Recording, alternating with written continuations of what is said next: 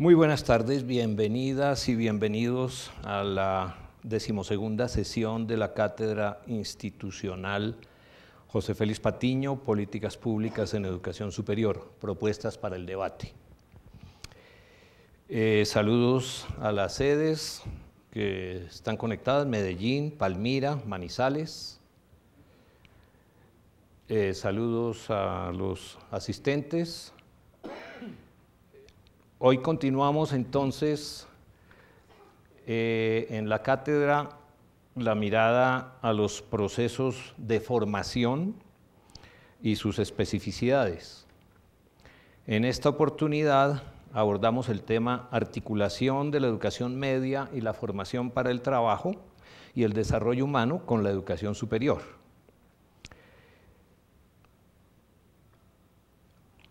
Después de haber desarrollado en la sesión pasada una reflexión sobre la relación entre las misiones, las funciones misionales de la universidad, docencia, investigación, extensión, en donde los tres panelistas coincidieron en la defensa del proceso de extensión y la relación con las otras dos funciones misionales. Recordemos la profesora Luz Teresa Gómez de Mantilla, el profesor Ángel de la sede de Palmira, quien presentó un caso práctico de su trabajo en agroecología y el grupo al que él pertenece, y la profesora Diana Farías con su ejercicio de prácticas pedagógicas, nuevas tecnologías y culturas presentes en el proceso de formación. Hoy entonces abordamos la relación entre esos procesos de formación para el trabajo, desarrollo humano, formación para el trabajo, educación media, educación superior, que pues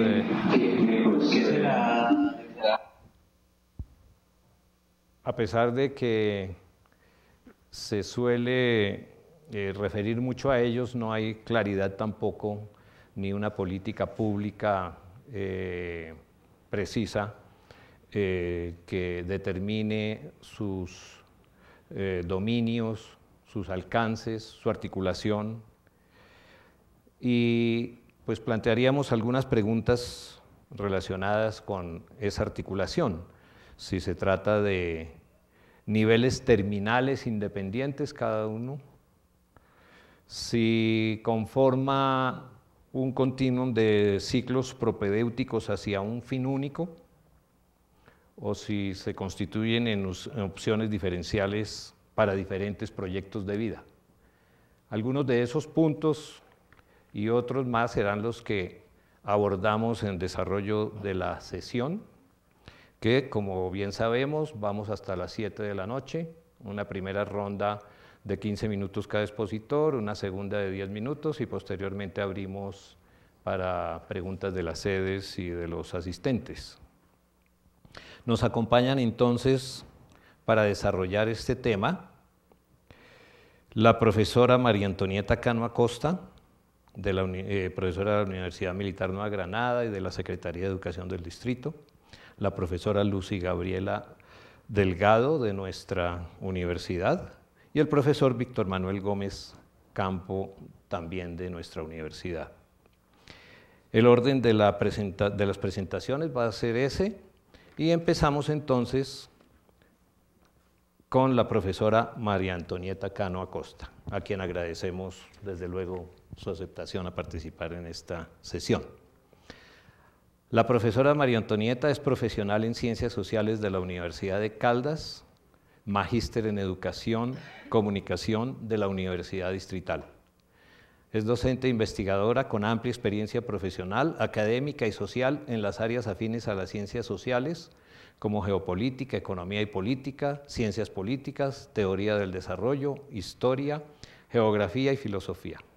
Ha escrito decenas de artículos de opinión sobre políticas públicas de educación. Ha sido también directora y conductora del programa radial Tribuna Magisterial de la cadena radial Todelar entre 2007 y 2017. Actualmente es profesora de la Secretaría de Educación Distrital y docente tutora de trabajos de grado en la Maestría de Educación de la Universidad Militar Nueva Granada. Ha participado también como voluntaria en diferentes organizaciones sociales del país. Fue integrante de la Junta Directiva de la Asociación Distrital de Educadores ADE entre 2012 y 2017. Bienvenida, profesora Antonieta. Siga, por favor.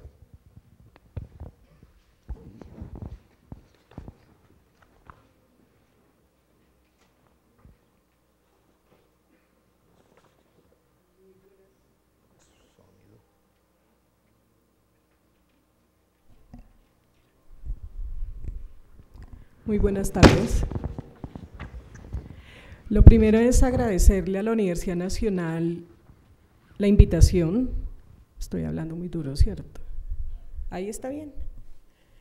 Por supuesto al profesor Álvaro Cerda, a mis compañeros panelistas, al profesor Víctor Manuel, a la profesora Lucy Gabriela, a ustedes por la asistencia, para abordar un tema tan importante para la educación, no solamente para la educación superior del país, sino para la educación básica y media. Y es de eso precisamente donde yo quiero enfocar mis 15 minutos de intervención, y tiene que ver cómo en un país como Colombia, a mí antes de empezar a opinar, a hacer el contexto de cualquier política pública que se haya propuesto en Colombia en los últimos años, es bueno que nos ubiquemos en qué país estamos. Y resulta que nosotros estamos en un país en el que desde 1990 se impone un modelo neoliberal que atraviesa todas las esferas de la vida nacional, la política, la económica, la social y, por supuesto, la educativa.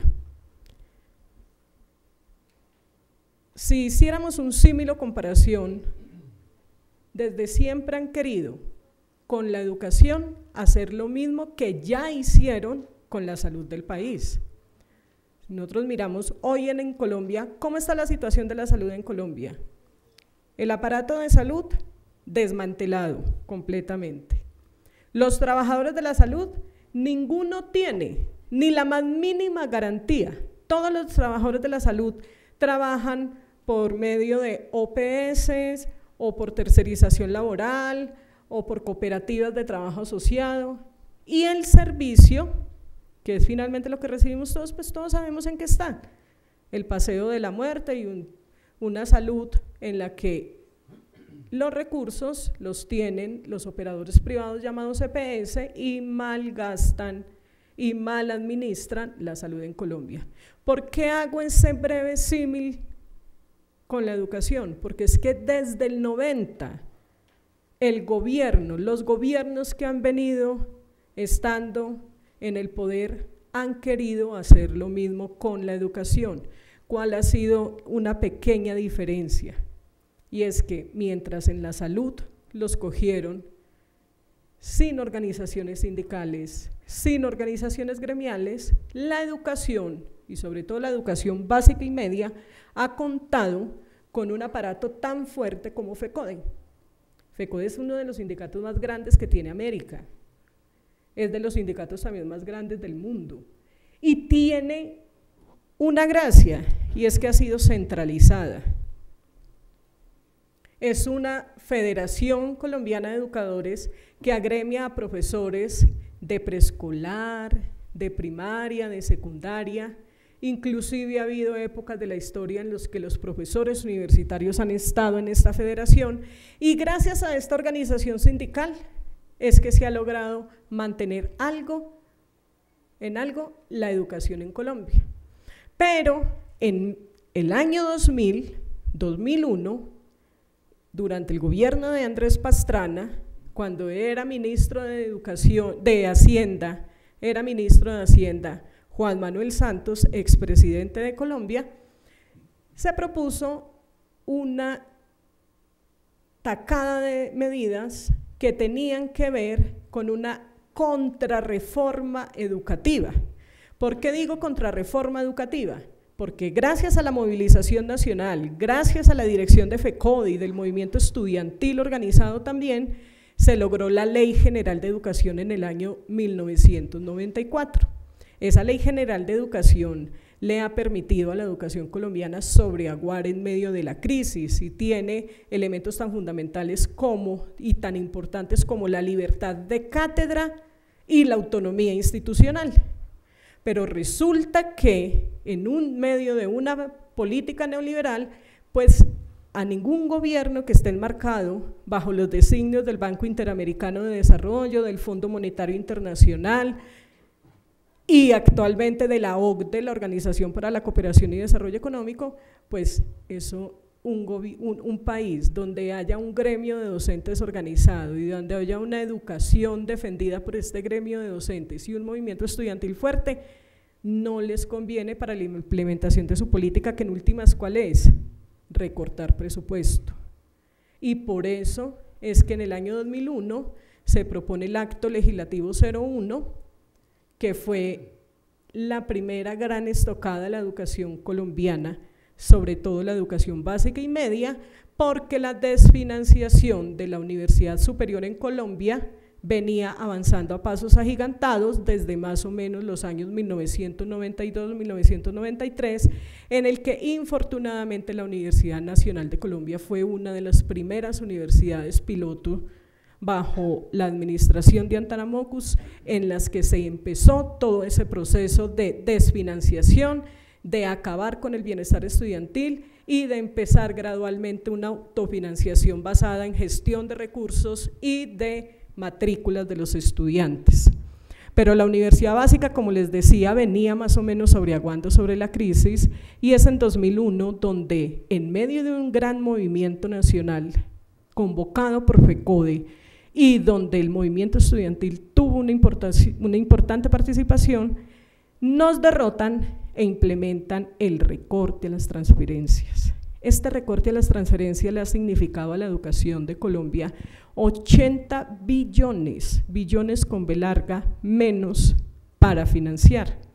Y es en este contexto de desfinanciación de la universidad y de implementación de una política neoliberal que abandona la producción agraria, la producción industrial, el fomento del conocimiento y de la ciencia, para dejarlo en una economía primaria solamente basada en la minería, en la agricultura, pero en una agricultura feudal, en una agricultura industrial y en una venta de servicios. Es en este contexto donde se proponen medidas como la articulación de la educación básica y media con la educación superior de Colombia.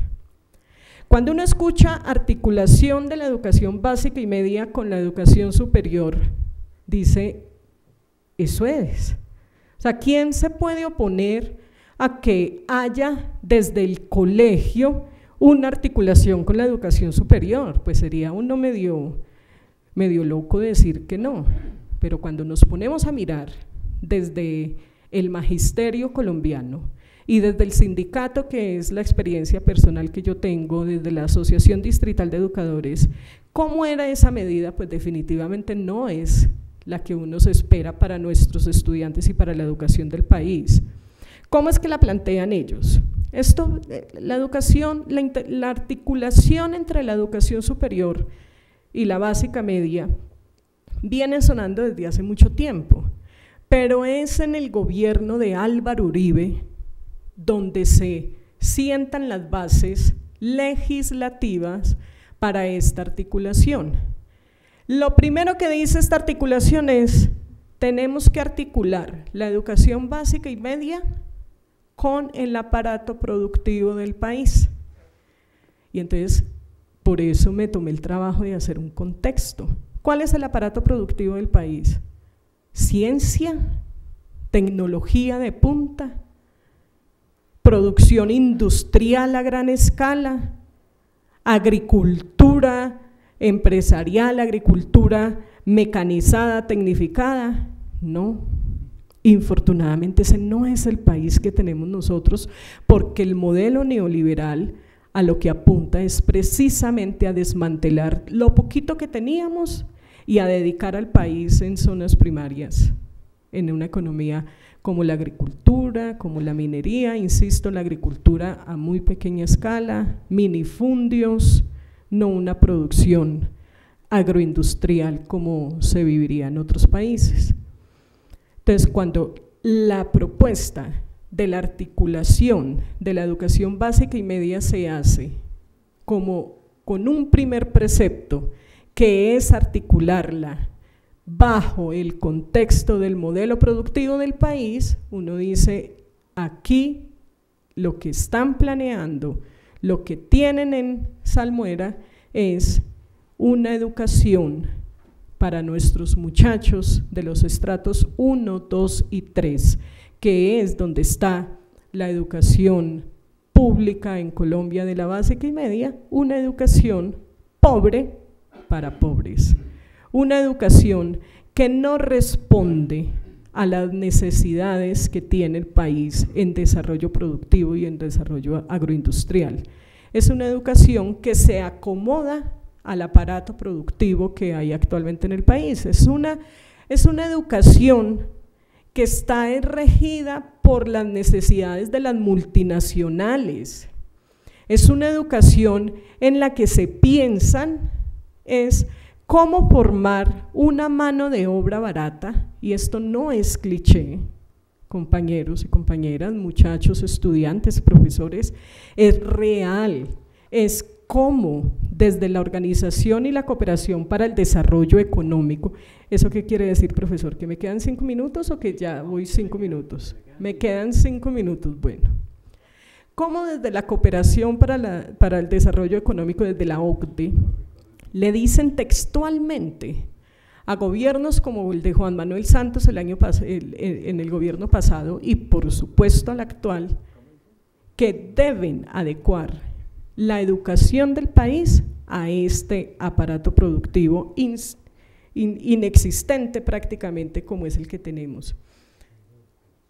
Aquí, si lo viéramos desde el punto de vista filosófico, no solamente hay un colonialismo por parte de las grandes potencias económicas y las agencias internacionales de crédito en el aparato productivo del país, sino que también hay un colonialismo intelectual, hay un colonialismo en el que no le permiten a los estudiantes de los estratos 1, 2 y 3 de la educación pública colombiana acceder a todo el espectro del conocimiento, a todo el acumulado que la historia y que la humanidad ha logrado hasta este momento, y simplemente lo que hacen es reproducir las brechas entre la educación pobre para pobres, por un lado. Yo sí les dije desde el comienzo que estaba golpeando mucho. Desde la educación pobre para pobres, por un lado, o sea, estratos 1, 2 y 3, y por otro lado sí una educación de élite, una educación intelectual. Ojalá esto respondiera a ciclos propedéuticos en los que finalmente sí se resolviera el tema de la articulación de la educación básica y media, pero definitivamente la práctica ha demostrado que no se logra. Y quiero terminar con esto. Ya la propuesta era mala en un país como Colombia, pero digamos que la propuesta incluía hacer una articulación con el SENA, con universidades públicas y con universidades privadas. Esto se ha desdibujado tanto, que hoy la articulación únicamente está con algunos programas del SENA, algunos. O sea, los muchachos no tienen la posibilidad de escoger qué es lo que les gusta, dónde están sus intereses, sino simplemente el Colegio Arborizadora Alta hace un convenio con el SENA sobre comida. Entonces los muchachos reciben una profundización en la educación media y técnica sobre comida, pero si al estudiante le interesaban las artes o la filosofía o las matemáticas, pues no se puede porque no existe la diversidad. Y segundo, universidades públicas como la Nacional nunca estuvieron en este proyecto. por lo menos no en el proyecto con la educación de los estudiantes del Distrito Capital, de la educación pública del Distrito Capital. La Universidad Distrital lo intentó, tampoco, porque es que no es un proyecto bien montado. Si fuera un proyecto de verdad que respondiera a los ciclos propedéuticos, que respondiera a una necesidad de articular la educación básica y con la media, nosotros desde el magisterio les digo que nos hubiéramos puesto la camiseta para de verdad hacer un planteamiento serio al respecto. Pero lo que se plantea durante el gobierno de Álvaro Uribe y durante los dos gobiernos de Álvaro Uribe y durante los dos gobiernos de Juan Manuel Santos es un remedio de lo que realmente necesitaría la articulación, como sí sucede en países industrializados como en Estados Unidos, por ejemplo, o como en Finlandia, que tiene la educación mejor del mundo y en la que efectivamente desde la básica y desde la media los estudiantes tienen toda la diversidad y todas las propuestas para profundizar en donde están sus fortalezas y sus intereses. Esto llegó al ridículo de plantearse que los centros de educación no formal, ¿saben cuáles son los centros de educación no formal? Los institutos que llamamos de garaje, que no tienen el registro desde el ICFES de educación formal, pero lo que sí hacían las secretarías de educación es hacer convenios con estos centros de educación no formal, hacer un remedio de una supuesta articulación de los muchachos con ellos y expedirles un CAP, certificado de aptitud profesional. ¿Que eso para qué les sirve a estos muchachos cuando se presentan a un examen de ingreso de la Universidad Nacional? Para nada. ¿A un examen para la Universidad Pedagógica? Para nada. Entonces, lo que yo creo, y es la propuesta que nosotros hemos venido moviendo desde la Federación Colombiana de Educadores y desde el magisterio y desde como profesores de nuestros estudiantes de los barrios de los estratos 1, 2 y 3, es que efectivamente debe haber una educación media técnica que responda a las reales necesidades del país, del aparato productivo, y que la sociedad en su conjunto, como nos lo acaban de enseñar los estudiantes universitarios después del paro del año pasado, logremos plantear una propuesta que resuelva realmente estas necesidades y no que sigan pues fortaleciendo las políticas de las multinacionales, de las maquilas y de la mano de obra barata en los marcos de los tratados de libre comercio. Muchísimas gracias.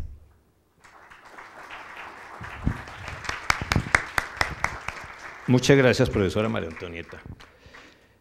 Continuamos entonces con la intervención de la profesora Lucy Gabriela Delgado.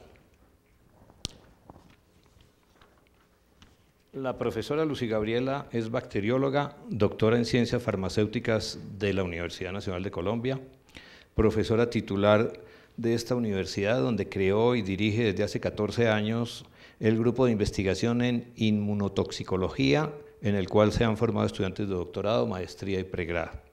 Ha sido consultora del Ministerio de Salud e hizo parte del grupo de expertos que elaboró la Guía de Inmunogenicidad para Colombia.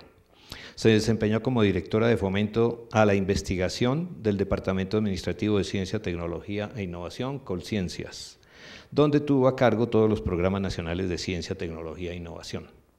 Ha sido directora del Departamento de Farmacia de la Facultad de Ciencias de nuestra universidad y fue presidenta de la Asociación Colombiana de Programas de Farmacia, ASCOLPROFAR, investigadora en los temas de educación superior y ciencia. Tiene más de 35 publicaciones nacionales e internacionales de alto impacto en el área.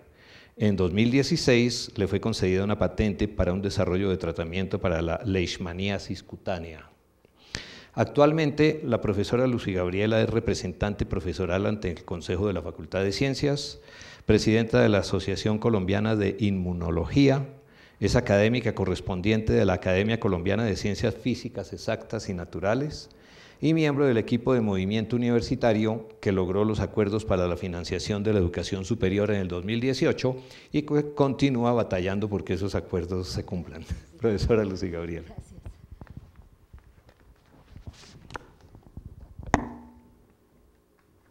Muchas gracias. Buenas tardes, profesor Cerda, muchísimas gracias. Gracias a mis compañeros de panel y gracias a ustedes por su asistencia.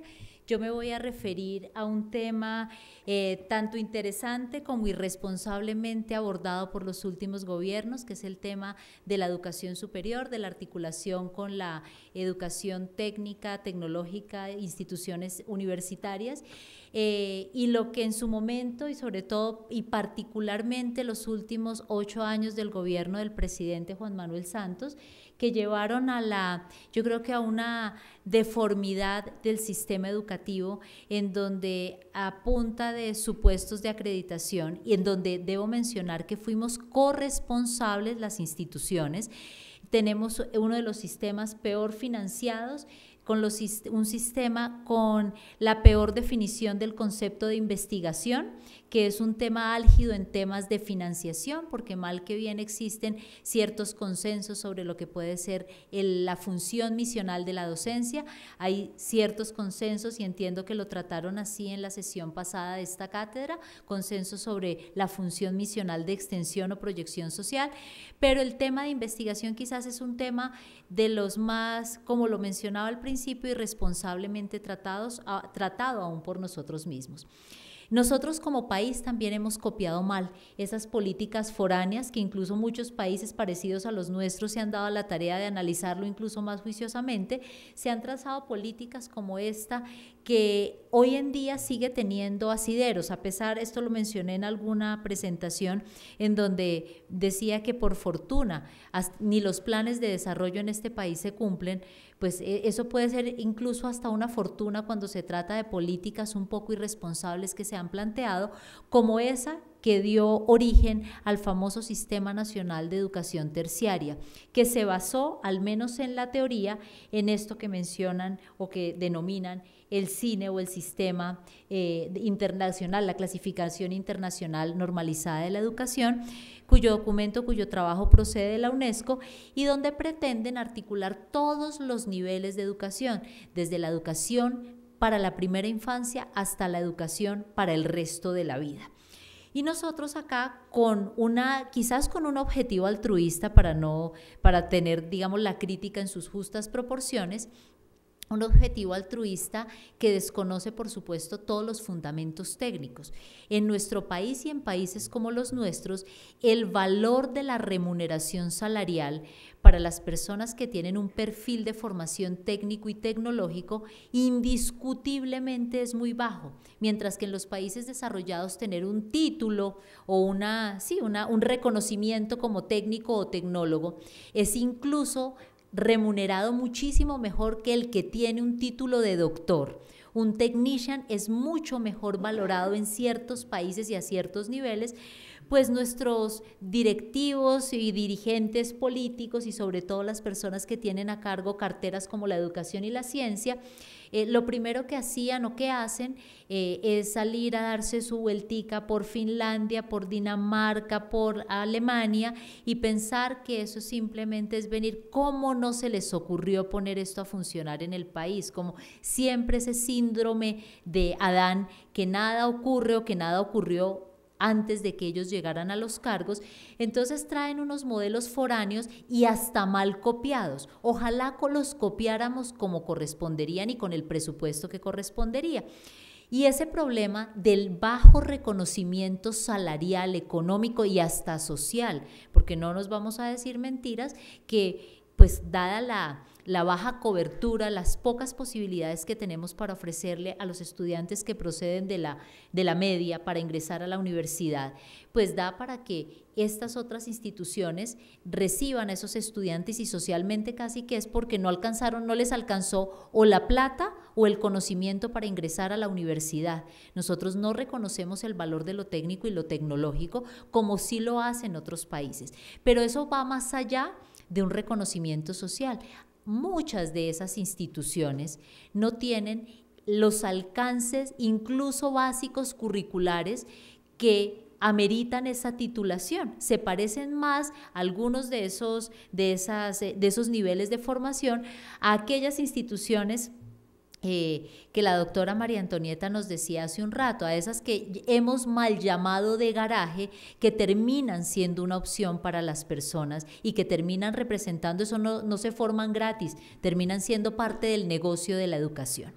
Entonces, en ese sentido, pues el CINE dice o clasifica y digamos conceptualmente dan una orientación hacia la educación y hablan de la educación general y de la educación vocacional y tratan de dar lineamientos, y basados en esto fue que se hizo ese muy erróneo planteamiento del tal SNET o Sistema de Educación Terciaria, donde la implementación pasaba a las anteriores directivas del Ministerio de Educación. Les disgusta mucho que yo les recuerde lo que ellos llamaban pasarelas, porque ni siquiera el término técnico, eran las pasarelas de la educación, y eso se llama flexibilidad en los programas, que eso es otra cosa. Yo sí estaría de acuerdo en que nos repensáramos cómo en la Universidad Nacional se pudieran reconocer ciertas competencias, ciertos conocimientos y no empezar desde ceros. Eso sería para pensarlo, no que nuestro examen de admisión sea quizás el único mecanismo para que las personas que tengan o que procedan de otros niveles de formación puedan acceder y se le puedan reconocer esas competencias, esos conocimientos que adquirieron y habilidades que pudieron adquirir en otros niveles de formación. Eso es una discusión que está pendiente. Lo que no se podía era hacerlo automáticamente simplemente para cumplir con algunos requerimientos, por supuesto, de la OCDE. En estos planteamientos que se generaron desde la UNESCO, la educación vocacional se define como aquellos programas o la oferta de programas encaminados a educación vocacional que le permiten a los estudiantes adquirir conocimiento, habilidades, competencias específicas para una ocupación concreta, con ocupación o ocupaciones afines, y tienen que tener claro todo el valor y el reconocimiento, pero enmarcado en el adquirir los conocimientos, no necesariamente en generar ese conocimiento. Se habla de la educación general acorde con esa clasificación en aquellos programas que están diseñados para desarrollar el conocimiento, desarrollarlo en sus distintos niveles, desde la generación hasta la apropiación distinta o un nivel distinto de ese conocimiento, y en paralelo también desarrollar habilidades y competencias a través de unos procesos pedagógicos particulares centrados en la lectura, la escritura y las matemáticas.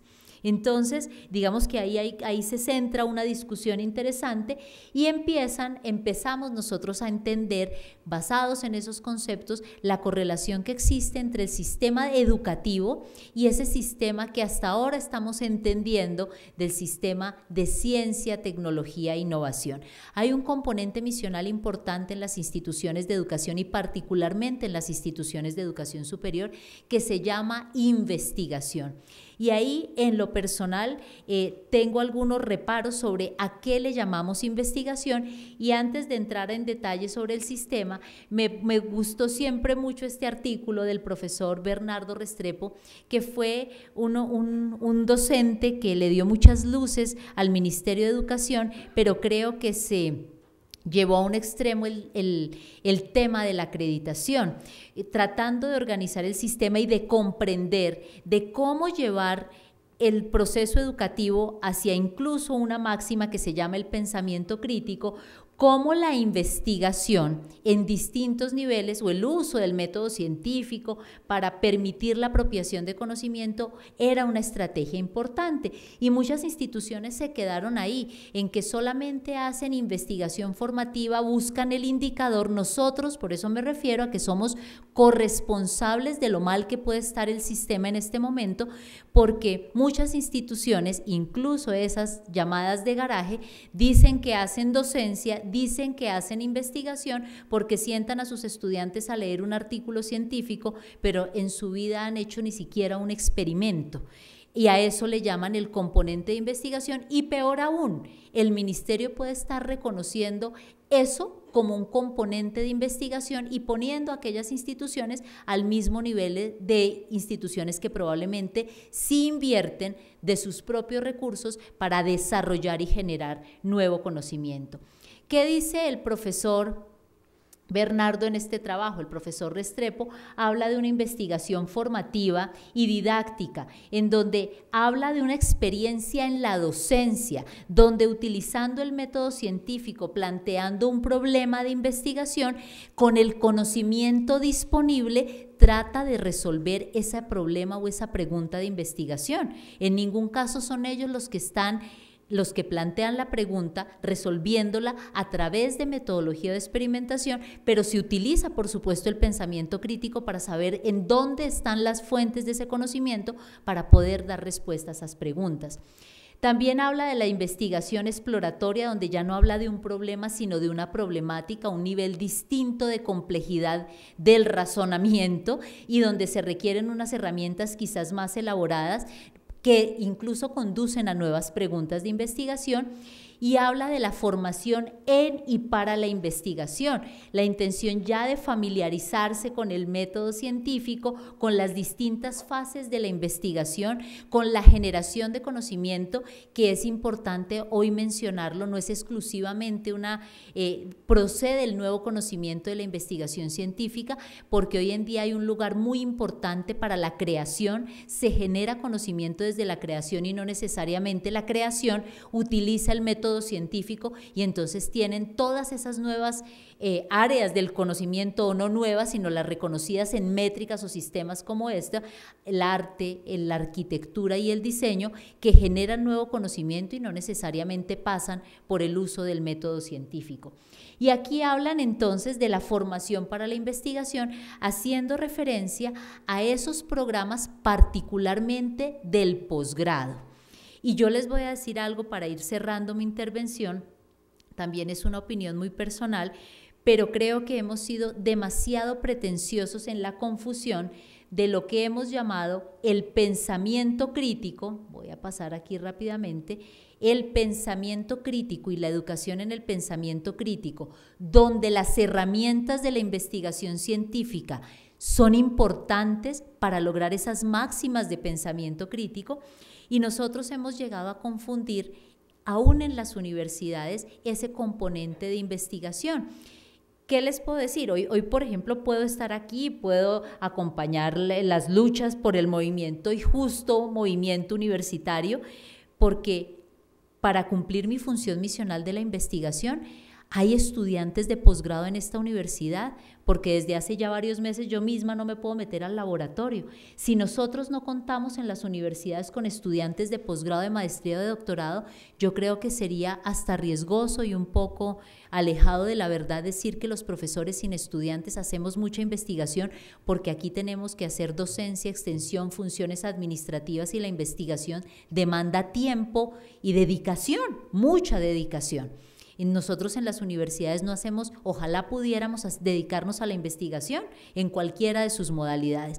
Entonces, si nuestros estudiantes de maestría permanecen mínimo 2 años, los de doctorado mínimo 4 años, dedicados de día y de noche a generar nuevo conocimiento a través de sus proyectos, explíquenme cómo hacemos investigación en el pregrado, cuando escasamente en una asignatura les estamos dando herramientas para que aprender a hacer investigación, aprender a entrenarse en una técnica, pero eso en sí mismo no puede llamarse investigación científica que conduzca a nuevo conocimiento. Muchísimo menos, creo yo, lo hacen instituciones para el trabajo y el desarrollo humano, técnicas y tecnológicas, donde sus estudiantes, a través obviamente de un proyecto, escasamente le dedican 1 o 2 meses a cumplir o a tratar de resolver una pregunta de investigación. Y no significa eso que haya instituciones de primera, de segunda o de tercera. esa transferencia de conocimiento, ese resolver un problema es igual de importante que dedicarnos a buscar el electrón perdido.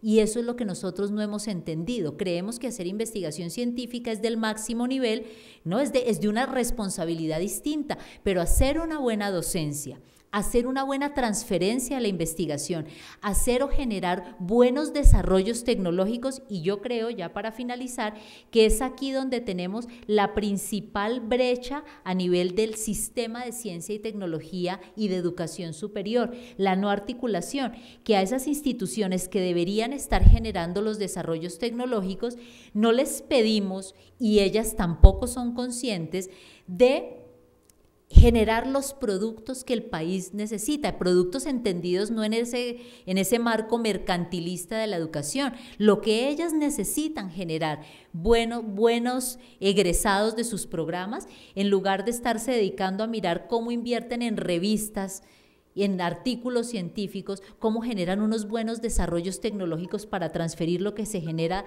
en una instancia hacia otra, y cómo también le responden a la sociedad, no necesariamente, vuelvo y repito, en un marco económico, donde todo sea vendible y donde todo tenga un precio. De hecho, esa asincronía, para finalizar, esa sincronía entre lo que son las políticas que ni existen, las políticas que asignan presupuestos y lo que tardan procesos de generación de conocimiento es la que nos tiene respondiendo en cada gobierno y mirando a ver cómo acomodamos los indicadores para entrar a la OCDE. Estamos en la OCDE gracias a que se cumplieron muchos de los requisitos, entre ellos que estábamos cumpliendo con ciencia y tecnología, cuando nuestro sistema no había tenido recursos más precarios que en estos 8 años y cuando todas las políticas que medianamente existían se vinieron al traste para acomodarlas, para cumplir supuestamente con indicadores ficticios para llegar a ser clasificados dentro de los países de la OCDE. Muchas gracias. Muchas gracias, profesora Lucy Gabriela. Bueno, continuamos entonces con el profesor Víctor Manuel Gómez Campo. Es profesor asociado de la Facultad de Ciencias Humanas del Departamento de Sociología de nuestra universidad hasta el 2018, goza de feliz jubilación. Tiene un pregrado en Sociología de Tulane University, doctor en Educación con especialidad en Sociología de la Educación, Universidad de Massachusetts Amherst. Autor de varios estudios sobre educación y trabajo, calificación y formación, educación técnica y tecnológica, planeación prospectiva de educación, informática en educación, diversidad curricular de la educación media, escuela nueva y educación rural, gobierno y gobernabilidad en la educación superior, formación superior por ciclos, educación media, calidad en la educación superior. Es autor del libro La pirámide de la desigualdad social en educación superior, de la editorial de nuestra universidad 2016. También ha sido consultor de diversos organismos internacionales como UNESCO, OIT, Sinterfor, Instituto Internacional de Planeación de la Educación, NUFIC de Holanda. Miembro fundador de la Red Latinoamericana de Estudios sobre Educación y Trabajo de Buenos Aires. Ha sido asesor de la Subdirección Técnica de Fomento del ICFES y de la Secretaría Técnica del Ministerio de Educación Nacional. Miembro de la Misión de Educación Técnica y Tecnológica y Formación Profesional, Ministerio de Educación Nacional, SENA, que funcionó entre 1998 y 1999. Bienvenido, profesor Víctor Manuel, y gracias por su participación.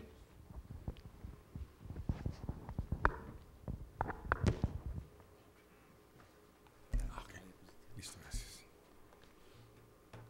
Bueno, quiero celebrar y felicitar al profesor Cerda por haber puesto en la agenda de este conjunto de conferencias un tema que generalmente es muy poco analizado, muy poco conocido en los estudios sobre educación superior, que es cuál es la relación que ha existido, que existe en este momento en Colombia, entre la secundaria y el nivel superior.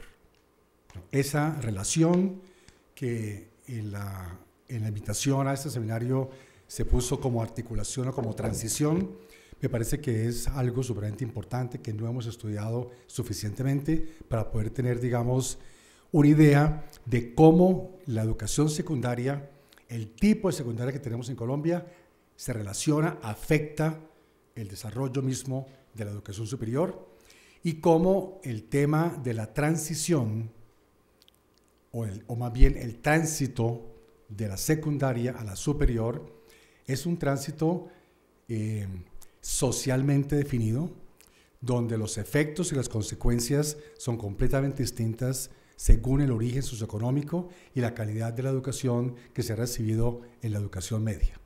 Es completamente distinto el tránsito, digamos, al salir de la educación secundaria, ustedes y todos los jóvenes se han enfrentado al gran problema o al gran dilema, y es: ahora salgo del cascarón de la educación, de la escuela, del colegio, y ahora entro realmente al mundo de la vida, a ser ciudadano, pero también entro a una cantidad de decisiones importantes sobre si entro al mundo del trabajo y cómo voy a trabajar si no tengo calificaciones, o entro al mundo de la educación superior, y ese mundo de la educación superior para mí depende fundamentalmente de los recursos económicos de mi familia, porque si mi familia es de escasos recursos, pues evidentemente tengo solamente dos opciones en Bogotá: la nacional, que está fuera del alcance del 97%, del 95% de los aspirantes, porque tenemos tasas de absorción del 5% para muchas carreras. ¿Y qué pasa con los otros 95%? O en la distrital, donde las tasas de absorción son del 15%, o el SENA. ¿Y qué significa tener un CAP o un programa técnico, que ya decía la profesora Luz Gabriela, son, digamos, trayectorias laborales de muy baja calificación y de muy baja remuneración? O si tengo las posibilidades de comprar educación privada en algunas de las múltiples, digamos, niveles de la educación privada, dado que la privada está completamente dividida entre las de élite y las que hemos llamado, digamos, de segundo, tercero, cuarto, o, digamos, niveles de garaje. Entonces, digamos, este tránsito entre la secundaria y la superior es un tránsito también socialmente muy importante, porque de esto depende fundamentalmente la manera como una sociedad integra de una manera positiva y creativa a la juventud al mundo post-colegio, ¿sí? O condena a un porcentaje muy alto de la juventud, como sucede en nuestro país, a un destino de desempleo, de subempleo, de muy bajas remuneraciones, de no futuro, como se decía hace unos años en esa famosa película, y donde pues para muchos jóvenes la única alternativa de vida es la delincuencia, el narcotráfico, o alquilarse para los señores de la guerra, o la prostitución. Entonces, digamos, por eso quiero decir que este tema del tránsito entre la secundaria y la superior es un tema absolutamente de la mayor importancia política, porque eso define la manera como la sociedad se constituye a sí misma, integra a la juventud al mundo productivo y creativo, o sencillamente saca de la actividad laboral y de la participación política a un porcentaje muy alto de los jóvenes en cada una de las ciudades de este país.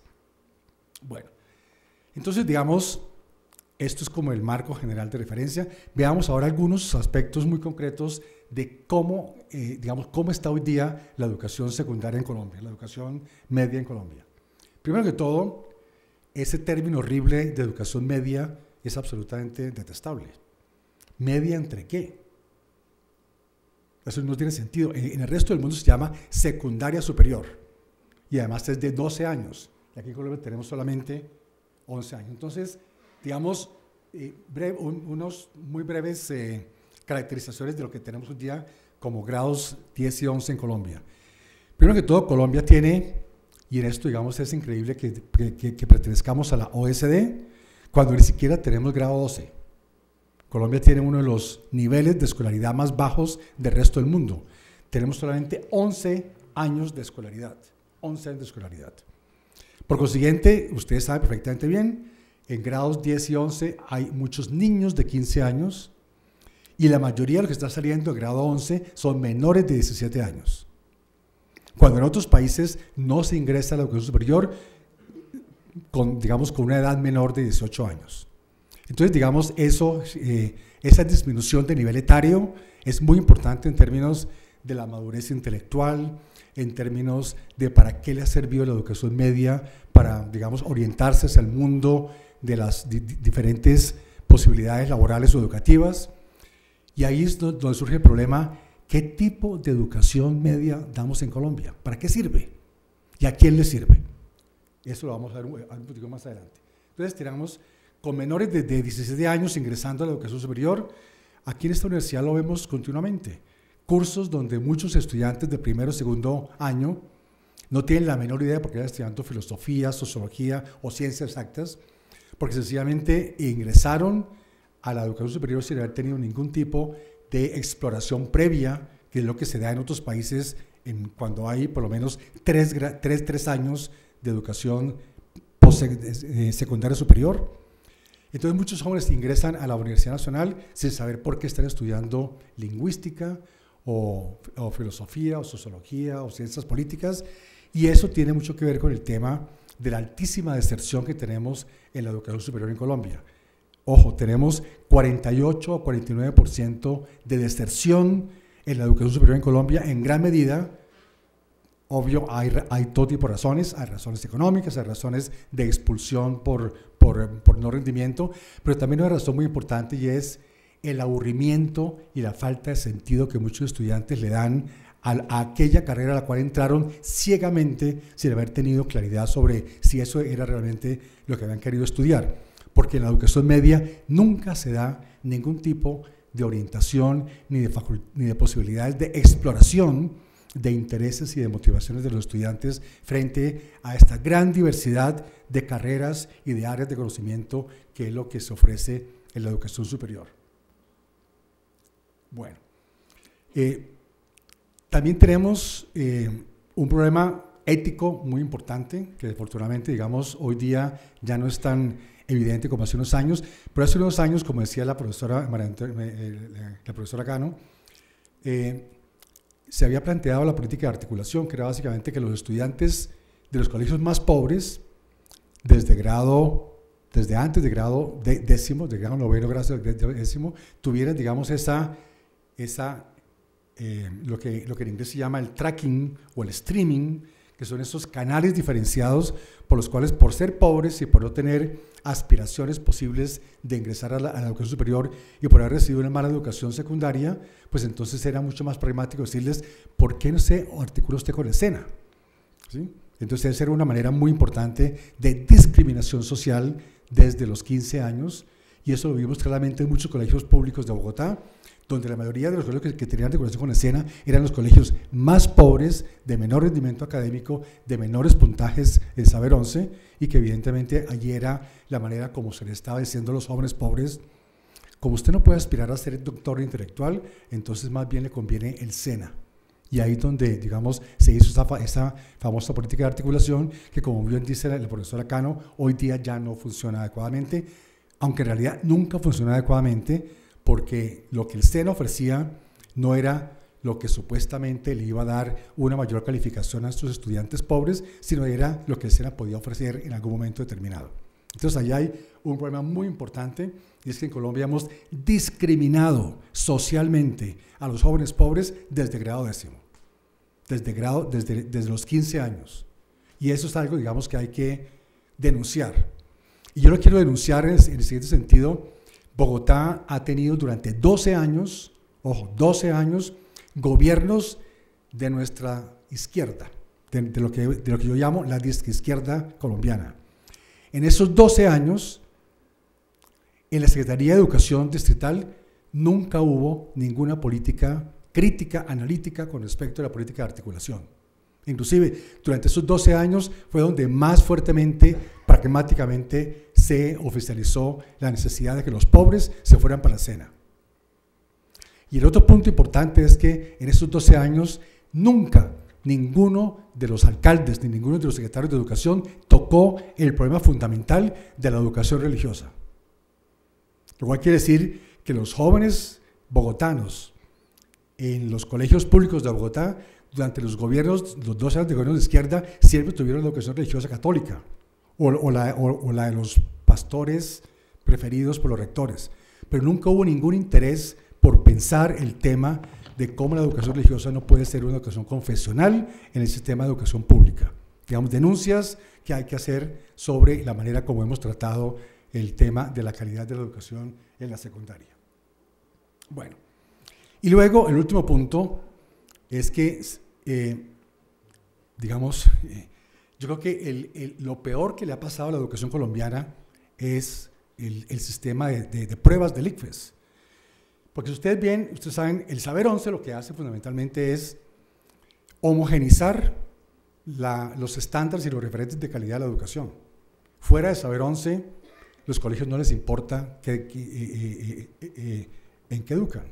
De hecho, tenemos todo tipo de estudios etnográficos que muestran cómo, por ejemplo, en muchos colegios, durante grado 11 le dedican un porcentaje muy alto del tiempo a la preparación para Saber 11, a lo que llamamos el training en psicometría, que es la necesidad que tienen los rectores de tratar de generar mayores puntajes del Saber 11, porque eso es, digamos, como un símbolo de estatus y reconocimiento en la administración pública y en la revista Dinero, de cómo un colegio que tiene mayor puntaje Saber 11 es un colegio que es supuestamente mejor que los demás.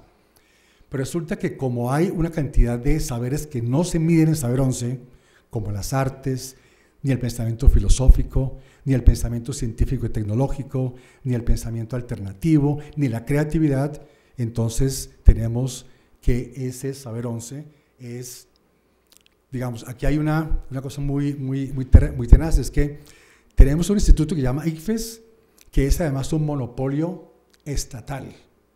Ojo, monopolio estatal sobre algo tan importante como es el campo intelectual de la medición y de la evaluación. Resulta que ningún campo intelectual en el mundo académico puede ser un monopolio estatal. Ni estalinista, ni fascista, ni neoliberal.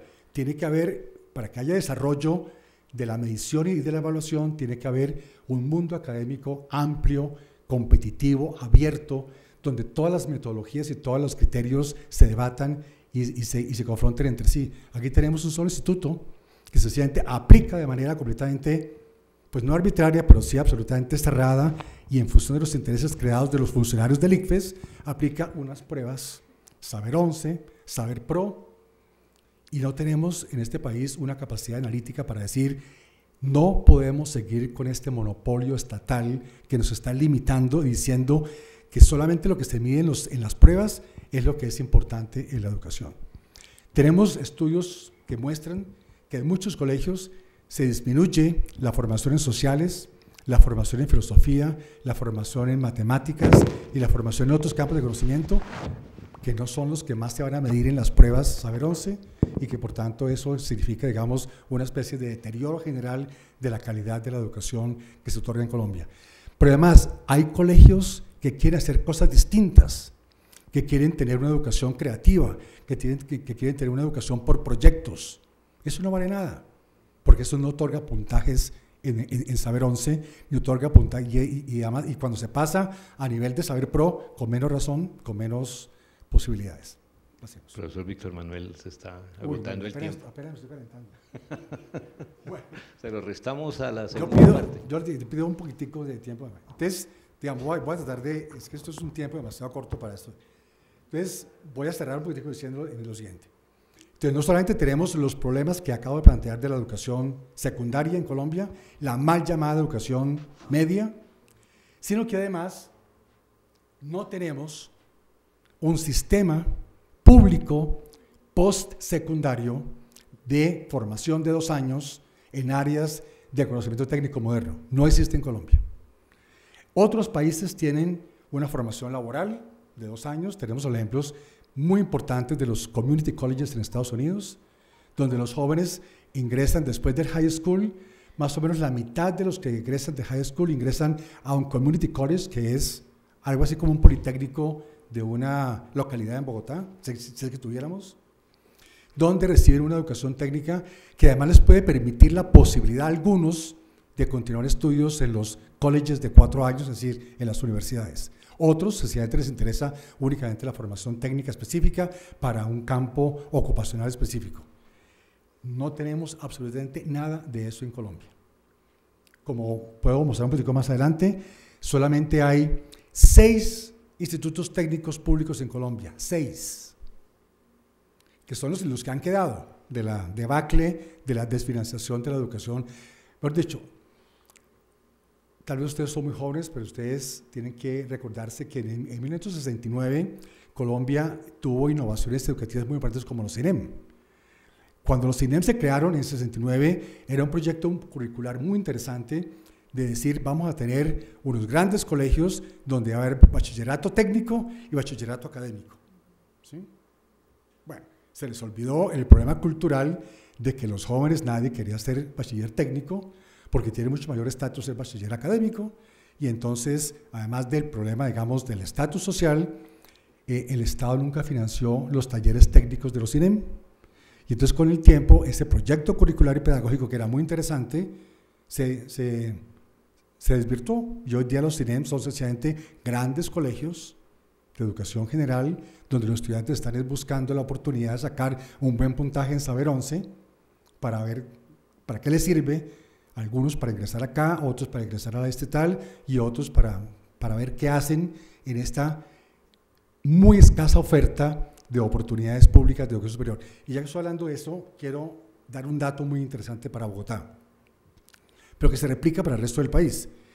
En Bogotá estamos graduando aproximadamente 90.000, la profesora acá no me corrija, 90.000 estudiantes de grado 11, más o menos son 90.000, pero se sabe que más o menos como unos 100.000 más vienen de Boyacá, Tolima, Santander, etcétera, de las regiones circunvecinas, porque en Bogotá es la meca de las oportunidades de educación superior, vienen a buscar oportunidades de educación superior. Lo cual quiere decir que en cada momento, en cada año, hay, digamos, perfectamente 190.000, póngale 180.000 jóvenes, unos de Bogotá y otros de los vecinos, que ingresan acá buscando oportunidades de educación superior.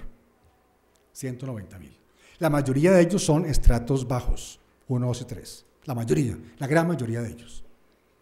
¿Saben cuántos cupos hay en Bogotá en las universidades públicas, incluyendo el Colegio Mayor de Cundinamarca?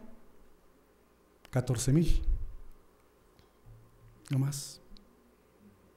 Y de ese 14.000, solamente hay 1.000 en la distrital, que es la Escuela de Tecnologías que hay en Ciudad Bolívar.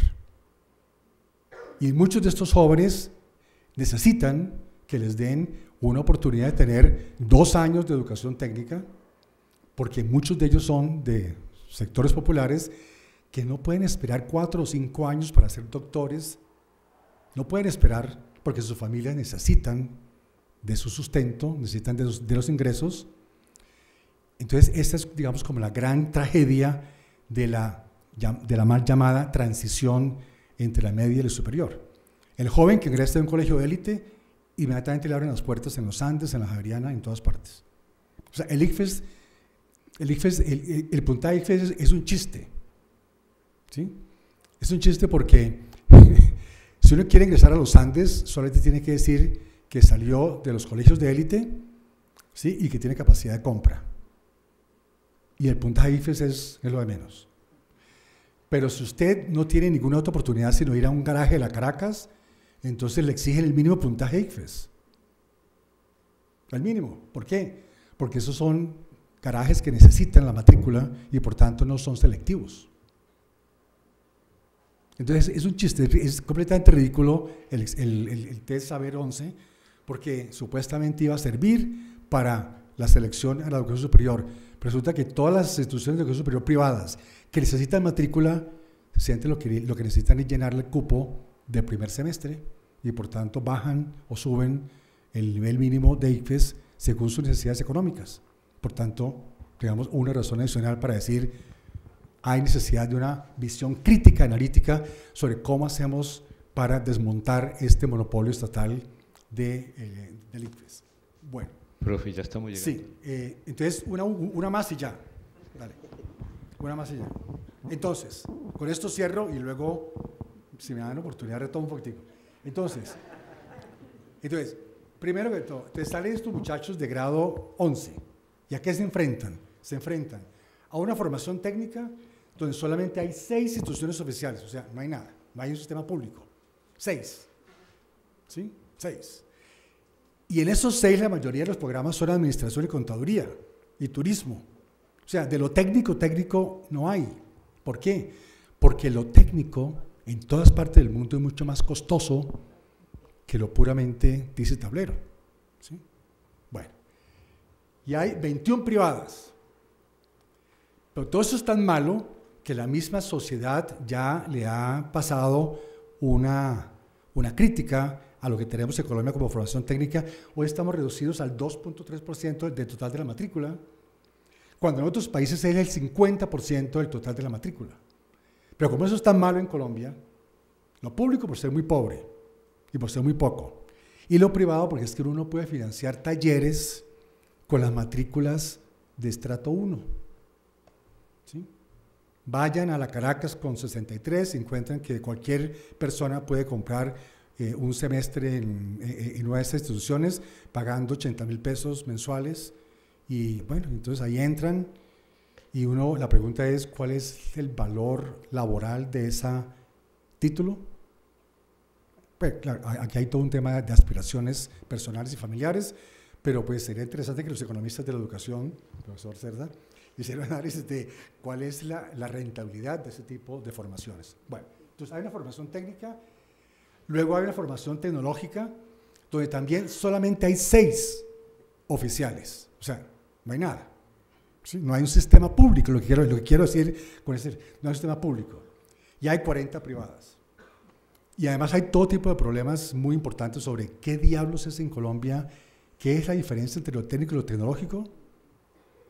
Nadie ha sabido decir. Durante 25 años en la Ley 30, la Ley 30 es un ejemplo maravilloso de redundancia conceptual, porque dice la formación técnica es aquella que sirve para actividades técnicas y la tecnológica es la que cada vez sirve para actividades tecnológicas. O sea, es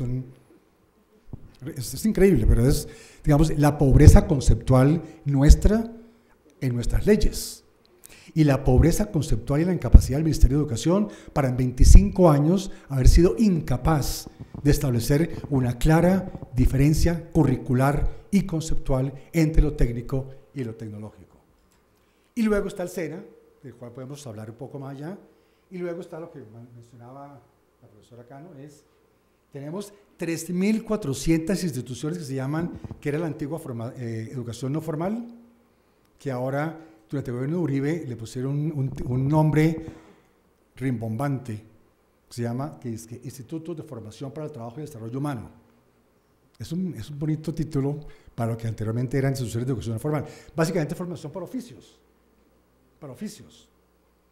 Hay 16.000 programas para aprender a hacer panadería, para hacer manicure, para hacer pedicure, para hacer eso, pero eso es lo que hay. Ahora, eso no forma parte del sistema educativo formal, eso es lo que hay en los barrios, eso es lo que ofrece CAFAM, y lo que hay entonces mucha gente de muy bajos, digamos, muchos jóvenes egresados de la media, que no pudieron ingresar ni al SENA, ni a la nacional, ni a la distrital, y que no pudieron comprar educación privada, pues tiene que aprender un oficio en algunas de estas instituciones, la mayoría de las cuales son privadas.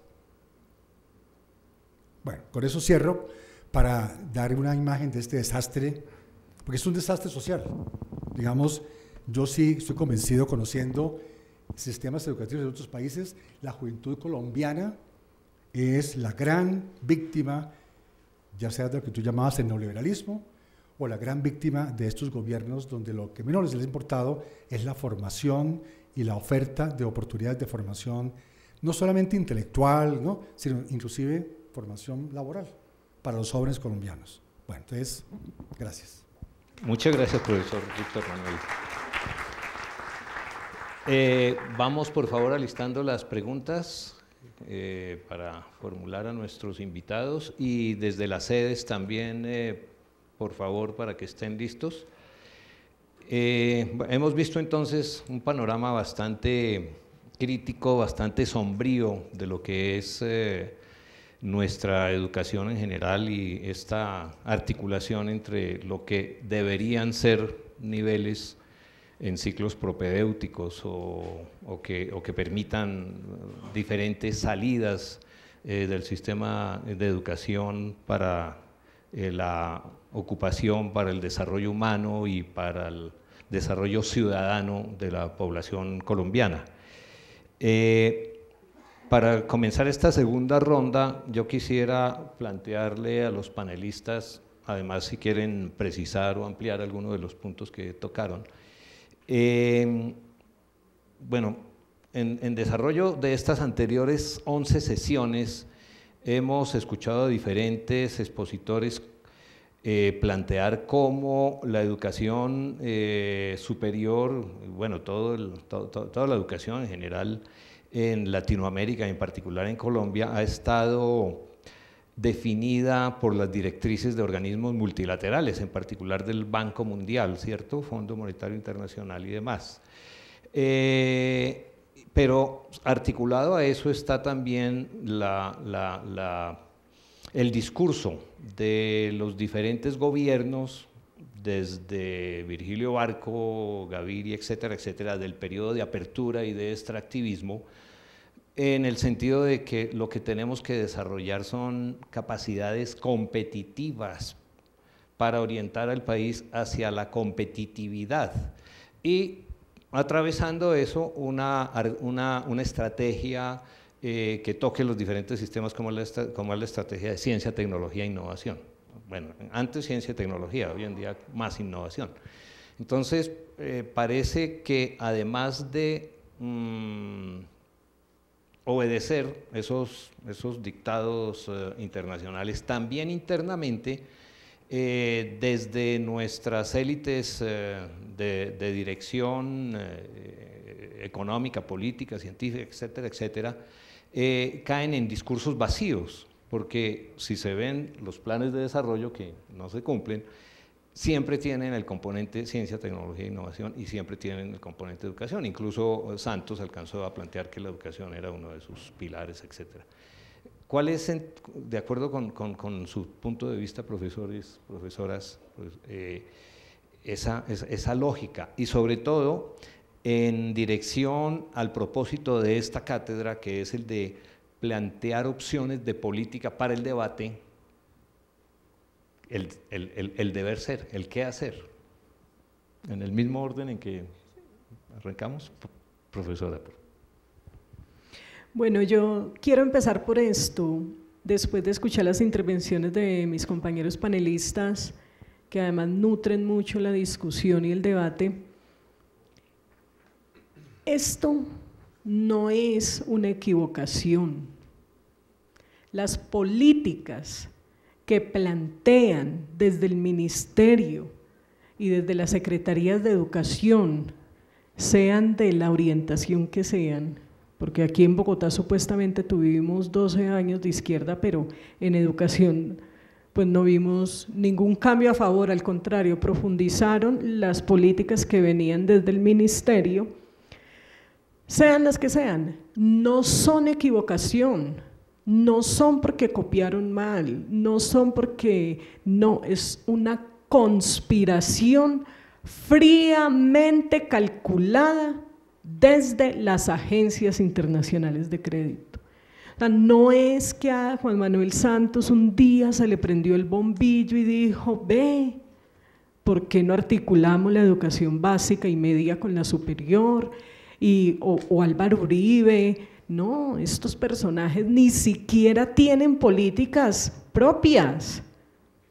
Son políticas que les dictan, están escritas. Es que es hasta escalofriante cuando uno lee los documentos del Fondo Monetario, del Banco Mundial y ahora de la OCDE.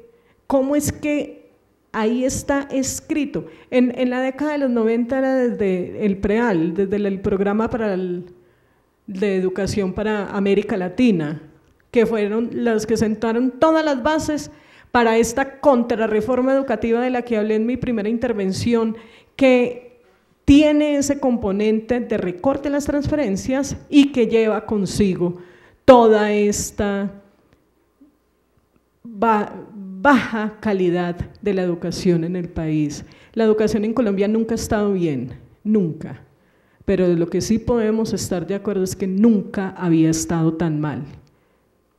y tiene que ver con este cambio también en el chip entre vamos a estudiar artes, filosofía, literatura, matemáticas, ciencias exactas, ciencias sociales, o simplemente vamos a obedecer lo que nos dictamina el Banco Mundial y el Fondo Monetario, y es formar a los estudiantes en la educación para el trabajo, que no es otra cosa que medio generar un proceso de alfabetización en procesos de lectoescritura básica y de operaciones elementales matemáticas también básicas,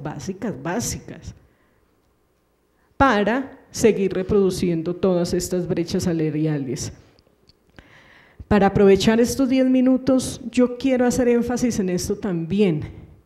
Es el Estado el único aparato capaz de financiar una buena educación. Eso ya está inventado, eso no tenemos que sentarnos a hacer una investigación y pensárnoslo desde las élites de la intelectualidad colombiana, no. Es el Estado en Colombia, en Cundinamarca y en Dinamarca, donde está demostrado que es el que puede ofrecer una buena educación para la sociedad. Y es el Estado finalmente el que determina si esa educación está acorde a las necesidades del país o está acorde a las necesidades de las multinacionales y de las agencias internacionales de crédito. Y yo creo que aquí podemos concluir y decir de verdad, sin temor a equivocarnos, pues que la educación en Colombia ha estado siempre sujeta es a lo que nos dictaminan desde afuera y no precisamente a lo que necesita nuestro país, que es una educación técnica de verdad y una educación superior de verdad, acorde a las necesidades. No es, porque tampoco quiere que quede en el ambiente, no es un rechazo a la educación técnica y tecnológica desde la básica y desde la media. Al contrario, lo que fueron los CINEM y los institutos tecnológicos para el país, lo que significaron para el país fue un avance en esta década de los 80, 90 sobre todo, en cuanto a la vinculación al sector productivo de nuestros estudiantes. Pero lo que sí ha venido sucediendo a partir de finales de los 90 y comienzos de este siglo es todo el desmantelamiento de los institutos técnicos tecnológicos y de los CINEM, y simplemente queda, es como una presentación en el aire que no se concreta en nada, y donde supuestamente hay una educación media técnica, como ya lo decía el profesor Víctor Manuel, en lo que se hacen énfasis no es en el aparato productivo, no es en desarrollar esas competencias laborales para el aparato productivo, sino que son más bien educación media técnica que va relacionada con la venta de servicios, principalmente lo que conocemos como los call centers.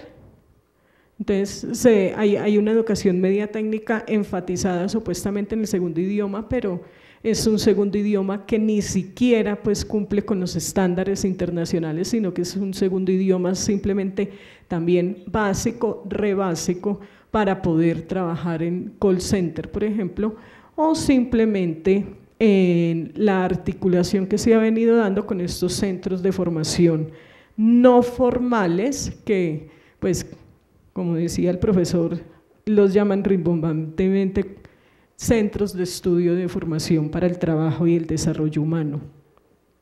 Cuando yo empecé mi intervención ahora, la primera, hice mucho énfasis en el logro que tuvo la educación colombiana con la Ley General de Educación, en el sentido de la libertad de cátedra y la autonomía institucional, además de una formulación de todas las áreas de formación integral para el desarrollo humano, realmente, en las que se contemplan las áreas, las ciencias sociales, las ciencias naturales, la filosofía, las artes, la educación física, y lo que hemos visto es que eso se ha venido desmantelando, hemos pasado hasta desde la formulación. Antes nosotros cuando planeábamos clase, la planeábamos con objetivos. Ahora nos tenemos que basar en estándares y en estándares básicos. La educación de por sí sola no debería ser estandarizada. Lo estándar es un contrasentido con un proceso educativo que es un proceso humano, un proceso de enseñanza-aprendizaje entre profesor y estudiante. Y ahora ya ni siquiera hablamos de estándares, ni siquiera de competencias que estuvieron muy en boga en la época de Álvaro Uribe. Ahora Duque, porque eso sí, cada uno llega, es la misma política, pero cada uno llega y le pone un nombre distinto. Entonces ahora en el gobierno de Duque se llaman derechos básicos de aprendizaje. Y los derechos básicos de aprendizaje son cada vez lo más mínimo, de lo mínimo que supuestamente un estudiante, eso sí, de educación pública, o sea, estudiantes de estratos 1, 2 y 3, deben tener para poderse graduar de 11. Nosotros insistimos, y es el llamado final antes de escuchar todas sus preguntas y sus inquietudes, hay que defender la educación y la universidad pública, hay que defender que a nuestros estudiantes les den de verdad una educación, la educación que se merecen, y nosotros como docentes y trabajadores tanto de la educación básica y media como de la universidad, pues debemos propender para que estos preceptos se cumplan y para que entre estudiantes y profesores logremos una educación que le apueste al desarrollo del país y no a los intereses internacionales, principalmente de las multinacionales y de las agencias internacionales de crédito, que es lo que ha venido primando hasta el momento. Muchas gracias, profesora María Antonieta. De paso, usted respondió algunas de las preguntas que han llegado acá. Sí, muy amable. Y le quiero informar que en esta cátedra se ha abordado varias veces el tema de las competencias, ¿no? En pro, en contra, y con distintas interpretaciones, además. Profesora Lucy Gabriela, por favor. Sí, señor. Bueno, me parece que esto que pasa con la educación es una fatal conjugación entre la ignorancia de quienes toman las decisiones porque desconocen el sistema. Yo no, de pronto tengo diferencias en que creo que sea una conspiración. Yo lo que he visto de cerca es que las personas son profundamente ignorantes y solamente les interesa pues su bolsillo y su necesidad fisiológica de alimentarse y de tener un puesto mientras dure un gobierno, y eso es esa es su principal necesidad en este momento, ¿no? Las personas que llegan a ocupar los cargos de poder que terminan siendo quienes deciden sobre la política pública y las asignaciones presupuestales.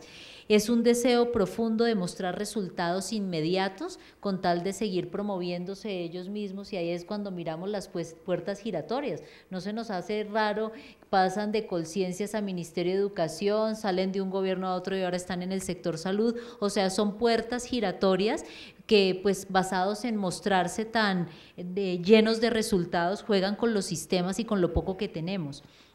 Me parece que en términos de ciencia y de educación, básicamente, en 4 años de gobierno se pretenden colgar todas las medallas, desconociendo que ni los resultados en ciencia ni en educación se pueden ver en 4 años.